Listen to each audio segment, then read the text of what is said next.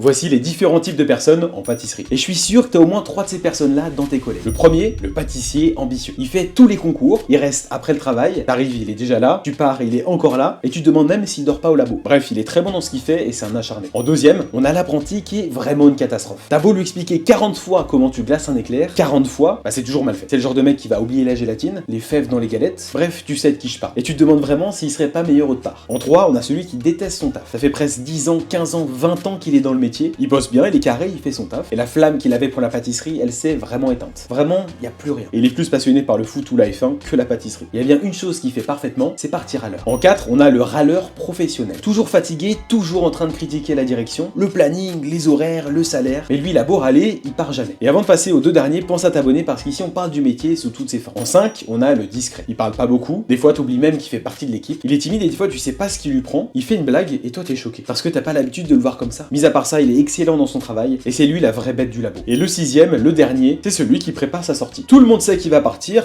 sauf la direction. Bon, je te laisse me dire dans les commentaires si tu reconnais un de ces profils dans tes collègues, mais moi je suis sûr que oui.